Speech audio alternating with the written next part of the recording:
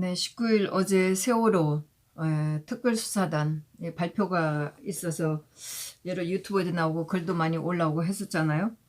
예, 저는 뭐 직접적으로 이 두 가지 재판에 가봤던 사람들이고 또 2019년도 초였었죠.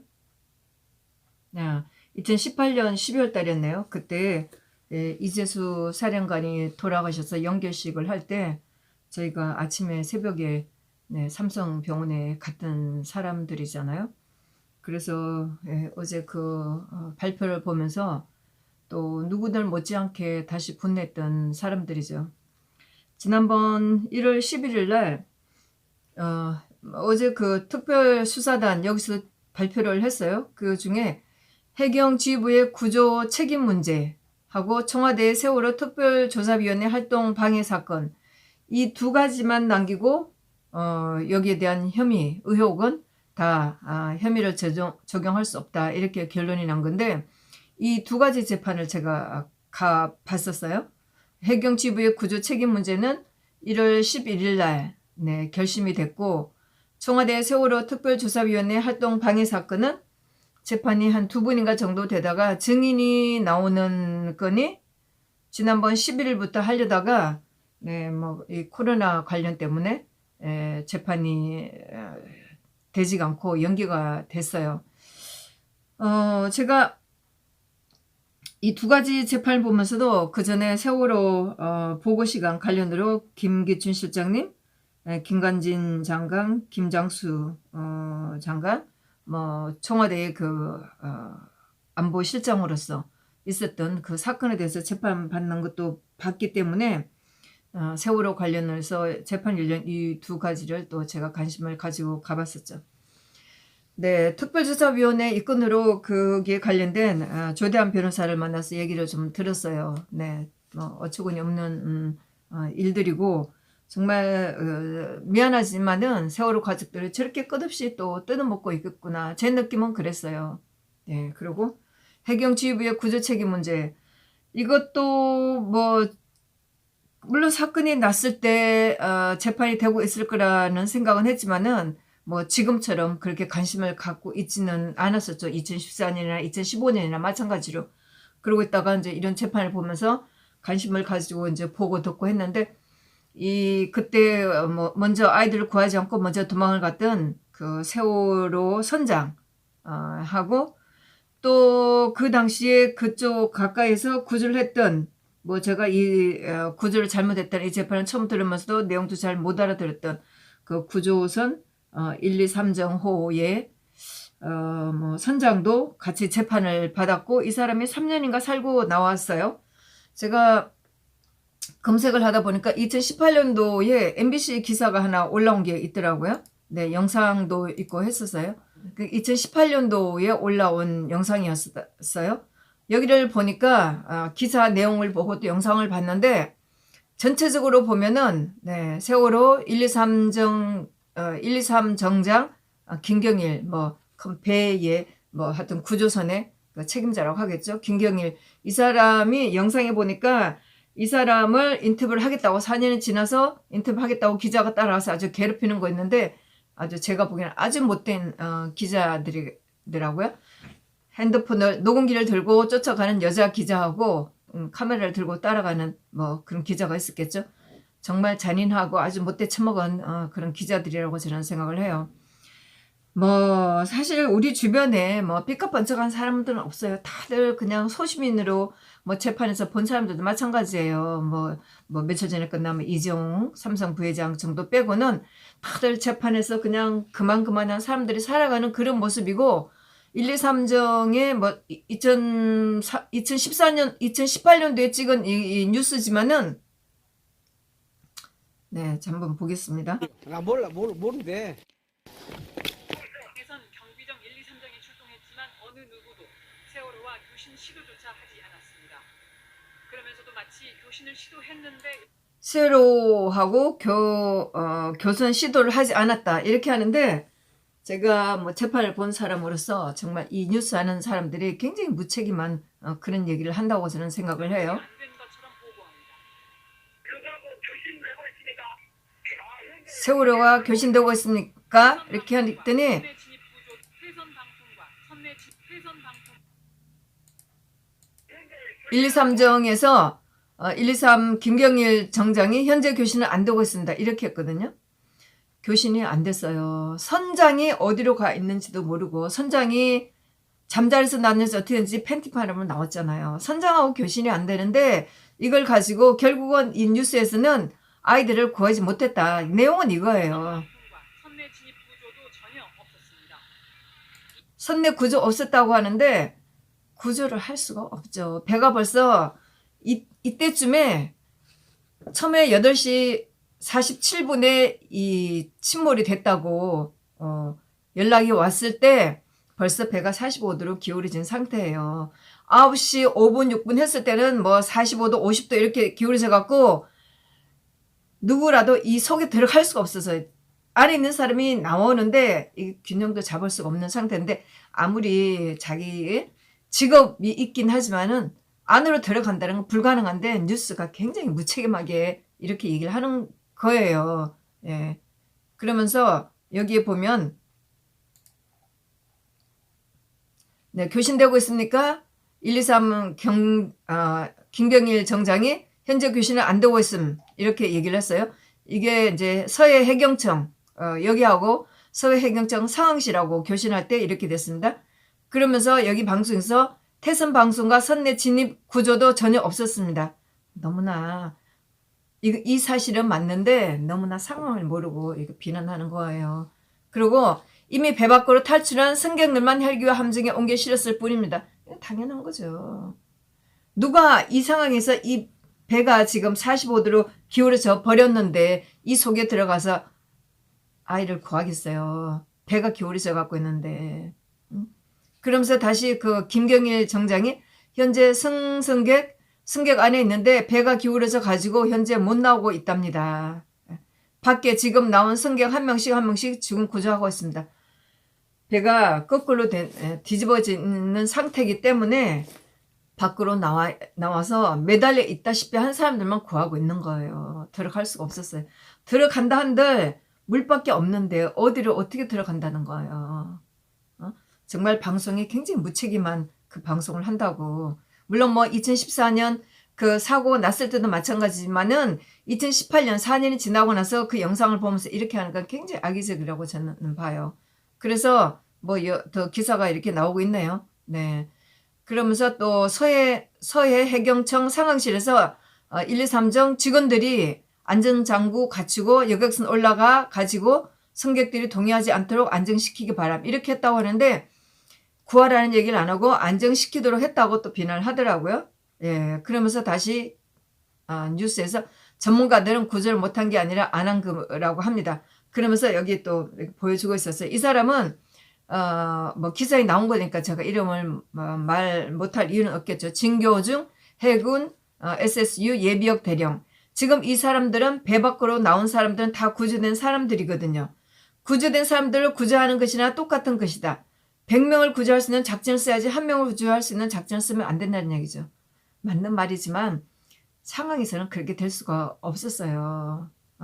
너무나 교과서적인 말을 한다고 저는 생각을 해요.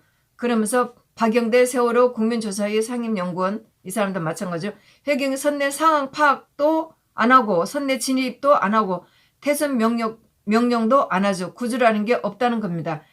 했는데 무능했다가 아니라 안 했다는 거예요. 전혀. 너무 원론적인 거를 요구한다는 생각이 저는 들었습니다.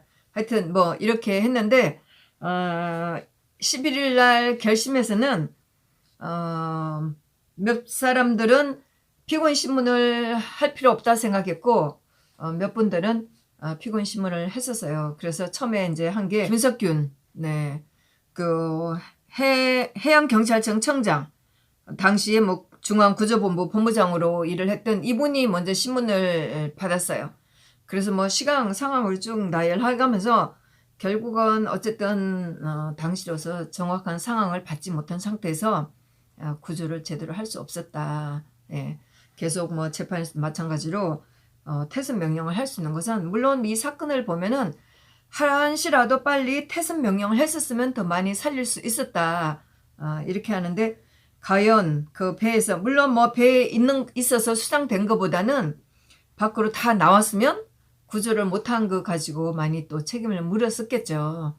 그러는데 어쨌든 이 상황실에서 있던 사람들이 퇴선 명령을 하지 않아서 많이 구조를 못했다. 이렇게 하고 이 재판받는 11명을 전부 다 퇴선 명령을 제때에 하지 못해서 업무 소홀을 해서 업무상 과실치사 이런 혐의로 다 재판을 받고 있는데 뭐 나오신 피고인들이 전부 다 하는 얘기는 똑같았어요. 각자 업무에 따라서 달랐겠고 당시의 상황들이 뭐 어쨌든 뭐 많이들 당황하고 또 상황을 몰라서 우왕좌왕한 것도 있었지만은 결론은 다 퇴선 명령은 할 수 없었다. 이런 얘기를 많이 했었어요. 뭐 그날 제가 뭐 많이 받아 쓰는 것도 있고 좀 정리도 하기는 했지만은 이렇게 이제 피고인 신문이 끝나고 나서 사실 그날 재판에 이 세월호 구조 관련으로는 좌파들이 한 5명 정도, 7명 정도 이렇게 와요. 이날도 보니까 아주 뭐 노트북을 꺼내놓고 뭐 당당하게 치더라고요. 뭐 녹음을 했는지는 제가 가까이 있어서 가까이 있지 않아서 보지를 못했는데 제가 나중에 또 이제 물어봤죠. 그 직원들한테. 그랬더니 뭐라고 얘기를 하면서 판사한테 뭐 물어보겠다고 했던가 뭐 이렇게 해갖고 제가 좀 당황을 했어요. 근데도 뭐 계속 치길래 뭐 거리도 떨어지고 해서 그대로 놔뒀는데 나중에 보니까 이 피고인들의 신문들이 끝나고 나니까 판사가 오늘 이 재판에 원고로 나온 사람들한테 말할 기회를 주겠다는 거예요. 그래서 저는 아니 저 사람들이 고소를 했나? 이렇게 생각했는데 19일 날 세월호 참사 특별수사단 이렇게 보면 여기서 다 기소를 한 거죠. 그래서 재판을 받고 있는 거였는데 피고인 신문이 끝나고 나서 이 가족들한테 할 말 있으면 하라고 기회를 준다는 거였어요. 판사가. 그랬는데 이 사람들을 대표한 세월호 가족들을 대표한 변호사가 나와서 얘기를 했어요. 네. 그러면서 이제 판사가 5분 정도 시간을 5분 정도씩 말을 하면 되겠다 이제 이렇게 얘기를 했는데 이 판사가 변호사가 나와갖고 뭐 검사는 진실을 말하고 국가는 양심 어떻게 하고 또 변호사는 뭐라고 하면서 검사나 법관 인간을 할 때 무엇을 두고 뭐 선설하나 뭐 이렇게 얘기를 했던 것 같아요. 그러면서 선장이 구조할 줄 뭐라고 또 구조할 줄 알았다는 말은 하지 말았어야지 뭐 이렇게 하고 손을 잡아주는 뭐 사람들이 해양경찰 당신들이야 함에도 불구하고 이렇게 하면서 뭐 이런 걸 하지 않았다 이렇게 하고 또 뭐 다른 나라의 뭐 구조대 이렇게 하면서 무역센터 미국의 무역센터가 무너졌을 때 소방대원들이 그 무역센터가 무너질 줄 알면서도 거기에 들어갔다 이렇게 하면서 세월호에서는 순직한 경찰이 있었다는 얘기를 지금까지 들어보지 못했다. 이렇게 얘기를 하는 거예요. 그러면서 또 여기에 또 김문홍 씨라고 목포 해양경찰서장 사실 이 사람이 제일 뭐 이 11명 중에서 제일 문책을 받고 있는 이 사람인데 이 사람에 대해서 세월호 사건 보고받고 무엇을 했는지 재판부가 답을 해야 된다. 이렇게 얘기를 하면서 또 이제 몇 사람 또 직접적으로 관련 있는 김수현 서해지방경찰청장 이 사람에 대해서 위험이 발생한 곳에 현장 지휘관이었고 또 이렇게 하면서 백남기 농민 그 사람이 죽었을 때 또 뭐 그 얘기를 또 이렇게 하면서 또 이 사람을 또 비난하고 또 그랬어요. 그러면서 그렇게 하고 나서 그 다음에 이제 남자가 하나 나왔는데 그 죽은 아이 학생의 아버지라고 하면서 이 사람이 나왔어요. 그러면서 지옥이 어딘 줄 아냐고 사랑하는 아이를 보내고 10년이 지난 뭐 살아도 사는 것 같지 않다. 공무원과 정부가 어떠한 자세로 뭐 죽음에 책임 있는 자들에게 책임을 모두 뭐 책임과 의무 과실 뭐 이렇게 등등 비난을 이제 했고 세월호로 죽은 게 아니고 2시간 후 수장을 시켰다. 11일 날 재판에 나왔던 변호사들하고 그 아이의 아버지라는 사람하고 또 이제 아이의 한 뭐 엄마라는 여자가 나왔어요. 이 사람들은 재판에 나온 사람들은 아니었었어요. 그러면서 이제 아버지가 계속 2시간 후 수장시켰다. 마땅히 해야 하는 무슨 의무로 이렇게 해야 하는 경찰이 무엇을 했는지 해야 하는지 그다음에 최악의 상황에서 생명을 근제하는 게 본능일 텐데 이렇게 하면서 하지 않았다고 비난을 했고 목포, 서해, 해경, 해양경청에서는 무엇을 했는지 정말 궁금하다. 그러면서 현장에 도착한 1, 2, 3정 이런 구조대에서도 누구도 조치를 취하지 않았다. 기회 이제 또 이 말이 나오더라고요. 박근혜 정부의 비호를 받으며 뭐 이렇게 하면서 처벌을 받았다면 뭐 7년 동안을 이렇게 모진 세월을 보내지 않았을 텐데 처벌을 제대로 안 받았다. 이렇게 비난을 해가면서 또 뭐라고 또 얘기를 했어요. 그러면서 진실의 참모습을 볼 수 없었기 때문에 뭐 강자의 모습을 보는 게 어쩌고저쩌고 얘기를 했어요. 그러면서 마지막 가서 이제 울먹거리더라고요. 왜 안 나오나 했어요. 그러면서 국가를 책임져야 하는 저들이 수장을 지켰다. 뭐 또 생명, 뭐 정의를 뭘 잃고 권력과 결탁한 권력의 정점에 있는 저들이 뭐 이렇게 했다. 이렇게 얘기를 하더라고요. 그 다음에 이제 어떤 학생의 또 엄마라는 여자가 나왔어요. 시작하면서 울먹이면서 시작을 하더라고요. 그러면서 뭐 멈춰버린 심장으로 자식을 먼저 보낸 뭐 어미에 뭐 이렇게 얘기했습니다.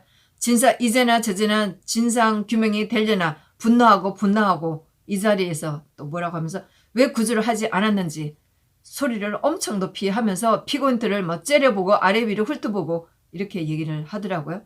그러면서 선장은 왜 팬티 파렴으로 선장은 왜 구조를 하지 않았는지 직무유기를 넘어 뭐 책임 뭐 이렇게 하면서 제대로 처벌을 받지를 않고 303명이 또 뭐 이렇게 죽었다. 천인 공로할 이런 사람들이 이 자리에 있고 저들이 양심이 불량스럽고 뻔뻔한 모습이다. 죽은 아이들이 당신의 자식들이라도 이렇게 했겠냐 뭐 이런 식으로 말을 하고 가슴에 양심에 손을 얹고 그러면서 또 이 사람들을 피고인들을 오른쪽으로 피고인들을 쳐다보면서 눈을 막 아래 위로 해 가면서 구조된 것이 아니라 스스로 구조된 것이다. 이렇게 얘기를 하는 거예요. 네. 늦어도 지금 너무 늦었다. 이 법정에서 책임을 엄중하게 물어야 된다. 이렇게 얘기를 하더라고요. 그러면서 이 엄동설안에 국회에서 부모의 뭐가 물거품이 되지 않도록 지금 구제하지 않으면 또 하면서 마땅히 해야 할 일을 하지 않아서 퇴선 명령을 하지 않았고 뭐 살인 또 이렇게 했습니다. 누가 봐도 살인죄를 저질렀는데 이거를 업무상 과실치사 혐의로 기소를 했다. 그러면서 정말 찢어 죽여도 시원찮은 것들 이렇게 말을 하더라고요. 그러면서 온 국민을 뭐라고 했는지 모르겠는데 온 국민을 분노하게 만들어 그런 국민을 구하지 않았고 그 무엇으로도 용서를 받을 수 없는 범죄자들이다. 양심이 살아있는 것을 보여달라 판사한테. 오늘 이 재판에 비통한 마음으로 나왔고 나중에 자기가 자식을 만났을 때 날 잘 살아왔지 이렇게 말하기를 바란답니다. 그러면서 꼭 건성징악이 잘 이루어지고 세계의 재판이 되기를 판사의 현명한 판단을 바란다. 너무나 무섭더라고요. 정말 이 여자가 피고인 측을 쳐다보면서 소리를 막 높여가면서 얘기를 할 때 정말 무섭다는 생각이 들었어요. 무슨 세월호 자기네가 거기에 있었던 모든 사람을 대표하는 것도 아닐 텐데 수많은 사람들이 거기 희생당한 사람들 중에서도 조용하게 사는 사람들도 있다고 저는 알고 있어요. 그러는데 이 여자가 나와갖고 피고인들을 훑어보면서 말을 할 때 너무 기가 막혔고 그러고 나서 하니까 판사가 뭐 희생자들에서 가슴이 아프다. 애도의 말을 전한다. 이렇게 하면서 눈치를 보는 이런 말을 했습니다. 저는 자식의 아비라는 사람하고 M이라는 여자가 그 피해자들을 보면서 당시에 그 구조를 다 하지 못했다고 해서 재판을 받고 있는 그 사람들을 보면서 자기 자식들의 생명이 그렇게 중요하다면은 다른 사람의 생명도 중요하다고 생각을 해야 되죠. 제가 물론 그렇게 나서 이러고 나서 이제 피고인들의 이러고 나서 또 검사의 구형도 있고 이렇게 했었어요. 그럼 벌써 변호사들 변론도 있었고 피고인들의 최후 진술이 있었는데 다들 11명의 그 피고인들이 전부 다 애도를 표한다고 세월호 가족들을 뒤돌아보면서 미안하다고 죄송하다고 애들을 피한다고 가슴이 아프다고 다 그렇게 했습니다. 그러면서 또 어떤 분은 정말 자기 자식들이 울면서 학교를 가지를 않겠다고 했다고 하는 거 보고 힘들었었다고 그리고 어떤 사람은 가족들과 헤어져서 산에 가서 혼자 사는 사람도 있었어요. 제가 그분들의 말을 들으면서 여기 나와 있는 피고인들도 사실 아까도 말씀드렸다시피 다 고만고만한 소시민들이에요. 다 그냥 월급 받아서 어렵게 사는 사람들이에요. 무슨 대단한 부르기 영광을 누리면서 떵떵거리고 사는 사람들이겠어요. 세월호로 자식들을 잃었다고 하지만은 그 사람들 못지않게 이 사람들도 정말 어렵게 사는 사람들이라고 저는 생각을 해요. 응? 어쨌든 세상으로 비난을 받고 자식들이 울면서 학교를 못 가겠다고 하고 친구들이 손가락질하는 그런 자식을 바라보면서 이 부모들도 너무나 가슴이 아팠었어요. 여기 있는 피고인들도 자식들의 아버지예요. 어? 그 세월호 가족들이 울고불고 자기 자식들을 슬프다고 했지만은 이 부모들도 똑같은 심정이에요. 자식들이 울고불고 하고 비난받는 자식들을 바라봤을 때 이 부모들은 가슴이 안 찢어지나요? 자기 자식이 죽었기 때문에 이 사람들도 죽고 이 사람이 죽어서 이 사람들이 책임지고 있는 가족들도 고통을 당해야지만 세월호 가족들은 속이 시원한가요? 저는 정말 그 사람들 묻고 싶었었어요. 제가 그 결심 때 이 사람들 나와서 하는 줄은 생각을 못하고 저는 정말 그날 재판이 끝났을 때 결심이 끝났을 때 거기 와 있던 뭐 대단하죠. 아주 당당하죠. 그 사람들은. 난 정말 그 사람들 묻고 싶었었어요. 당신 가족들이 그렇게 죽은 게 애통하고 비통하다면 저 사람들의 자식은 어떻게 했냐고. 그러면 저 사람들의 가족은 어떻게 되는 상관이 없다는 건가요? 어차피 자기 자식들은 죽었어요. 에? 그렇게 비통해하고 소리를 지른다고 해서 달라질 건 아무것도 없었어요. 좀 더 나은 삶을, 좀 더 나은 마음을 가질 수가 없었나요? 그래서 1월 11일 날 결심 때 재판이 굉장히 늦게 끝났어요. 예. 그 가족들이라고 하는 사람들의 뭐 피고인들을 벌주라고 엄청 당당한 그런 얘기가 끝나고 나서 검사의 그 공소 내용, 그날 이상하게 검사들이 왜 그런지 모르겠어요. 뭐 시간이 많아서 그런 건지 아니면 거기에 나온 검찰들의 성격이 있는지 모르지만은 피고인들의 그 혐의를 다 보여주고 또 그들의 그 형을 다 이렇게 보여주는 그런 PT로 보여줬었어요. 그래서 김석균 해양경찰청 청장, 중앙구조본부 본부장 이 사람은 금고 5년을 때렸어요. 꽤 무겁죠. 뭐 금고라는 거는 같은 징역사를 해도 노동을 하지 않는다는 게 뭐 금고라고 하더군요. 그 다음에 김수현 서해지방 해양경찰청장, 당시 강력구조본부 본부장 이 사람은 금고 4년. 그 다음에 김문홍 씨, 이 사람이 목포해양경찰서장, 지역구조본부 본부장인데 사실 이 사람이 제일 먼저 그 세월호에서 보고를 받았다고 하는 사람이거든요. 이 사람이 보고를 받고 제대로 조처를 취하지 않았다. 이렇게 해서 이 사람이 징역 4년 6개월을 받았어요. 참 안타깝죠.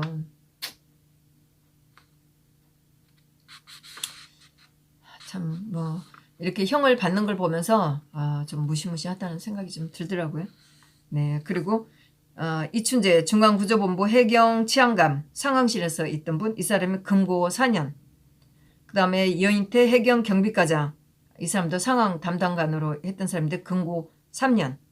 그 다음에 유현식 해경총경 금고 3년. 그 다음에 최상한 해양경찰청 차장 금고 3년 6개월. 그 다음에 임건조 해양경찰청 상황 담당관 금고 3년. 그 다음에 김정식 서해지방경찰청장 조정관 금고 2년. 그 다음에 조형건 지역구조본부 상황 담당관 금고 2년. 그 다음에 이재두 삼천구 함장이라고 얘기를 하더라고요. 이 사람은 직권남용 권리행사방해예요.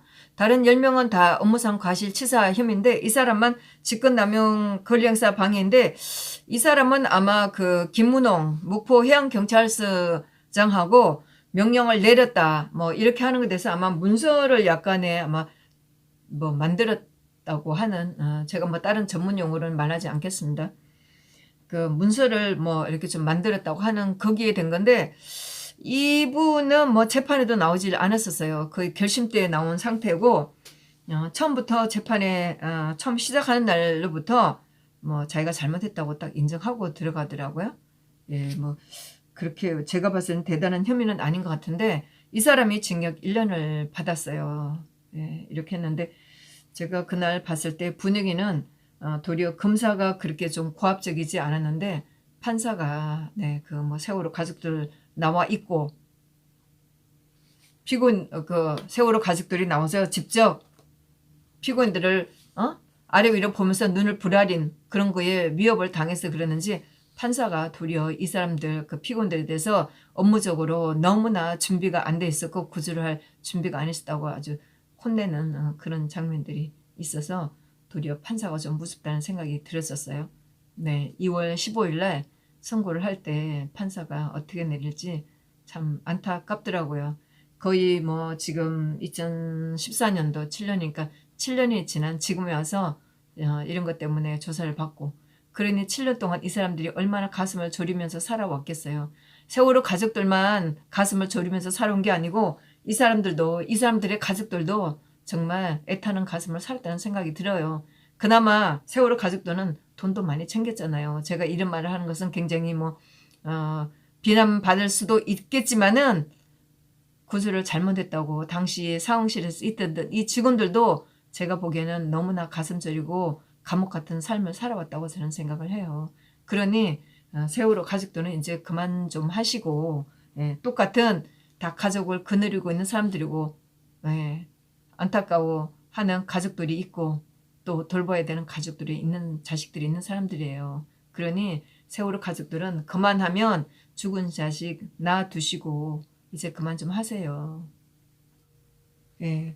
그렇게 했는데 뭐 어쨌든 세월호 특별수사단에서 이렇게 결론을 내놓는데 뭐 이 사람들은 재판을 받고 있으니까 2월 15일 선고가 있어요.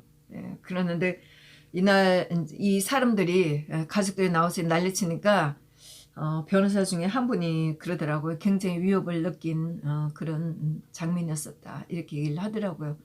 판사도 아주 쩔쩔매가면서 도대체 뭐 하는 겁니까? 인민재판 하겠다는 거 아니에요. 법으로서 얘기를 하면 되죠. 그런데 사실 이 재판에서 보니까 처음에는 검사들이 엄청 의기양양했었어요. 근데 재판을 쭉 보고 나서 마지막까지 검사들이 소리를 못 지르더라고요. 굉장히 뭐 수긍한다고 그럴까? 달래간다고 할까? 그렇게 하면서 말을 높이질 않고 그렇게 하는 걸 봤었어요.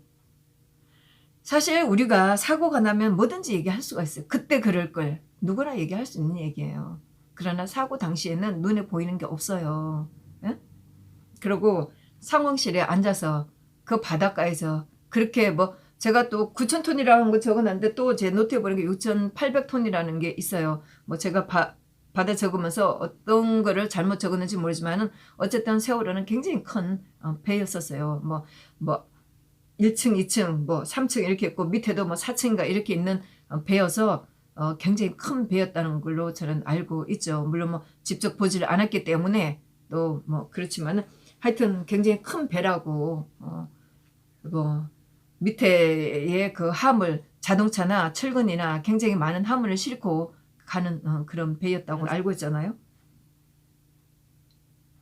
그런 배가 그렇게 넘어지고 했을 때 그리고 수많은 배들이 그렇게 경사가 지게 침몰이 돼도 그렇게 가라앉지는 않는데 거의 2시간 만에 그게 가라앉아 버렸잖아요.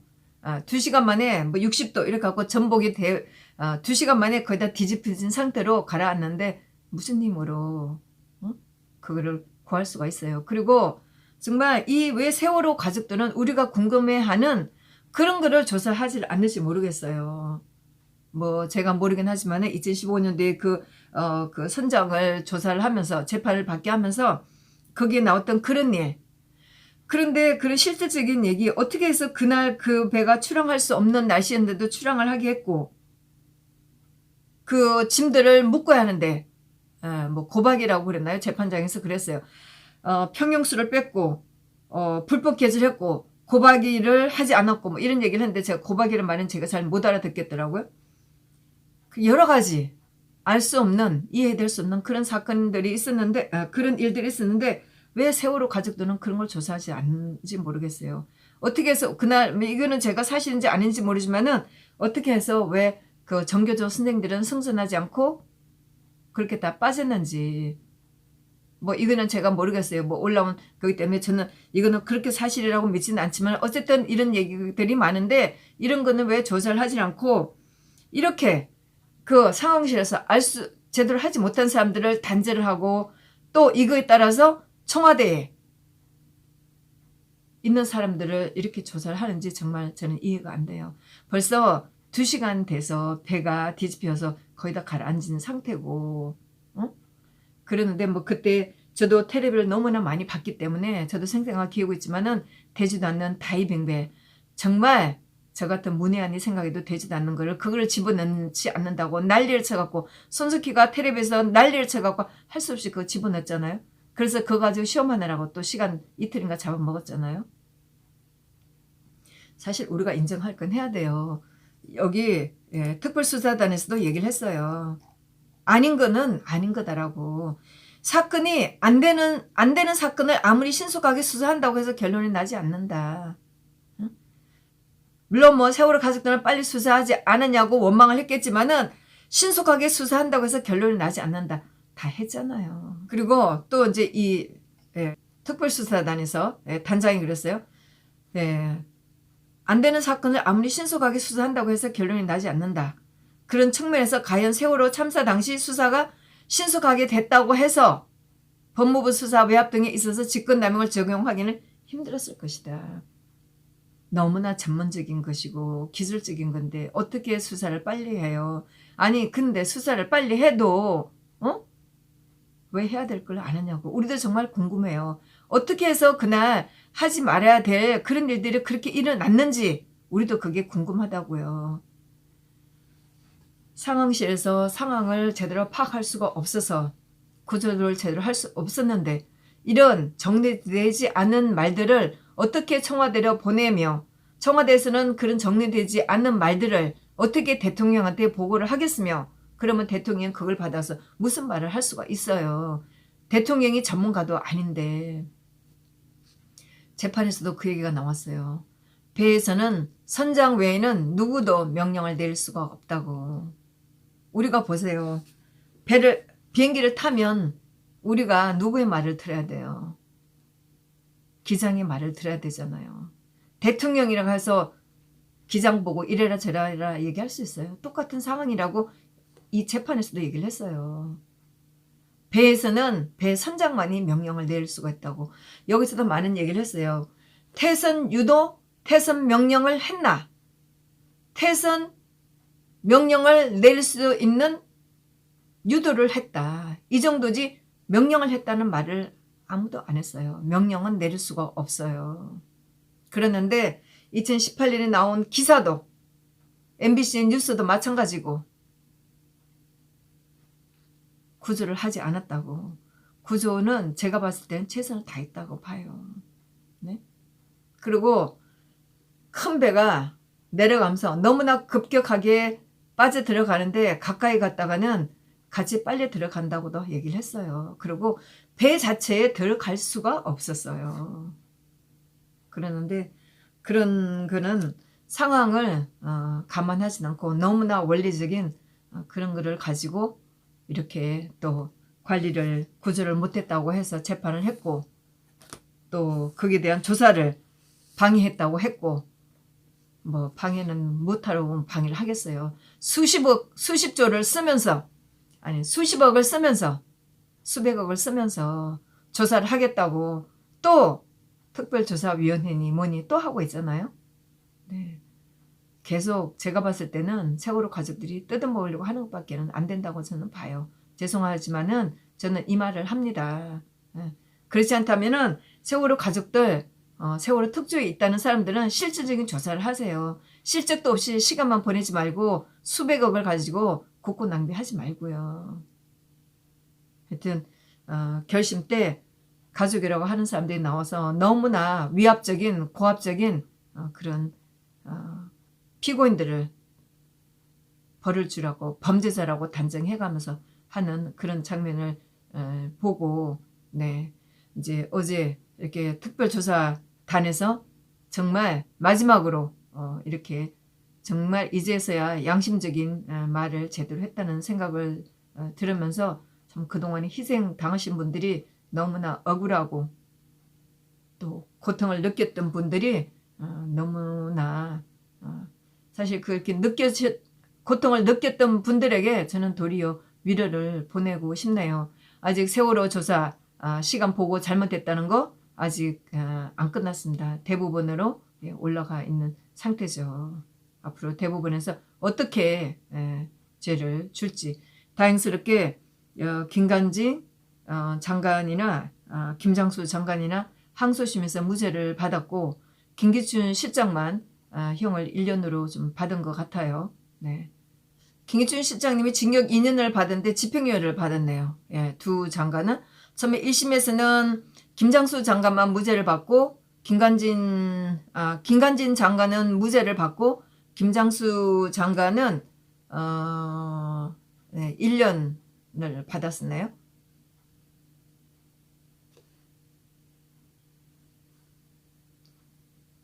네, 그러다가 항소심에서는 그러다가 항소심에서는 김장수 장관도 무죄를 받았습니다.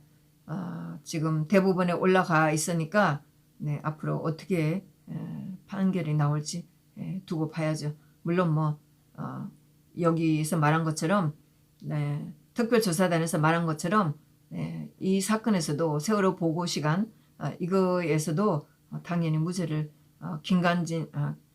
세월호 보고 시간 가지고 김기춘 실장님도 당연히 무죄를 받아야 된다고 생각을 합니다. 네, 감사합니다.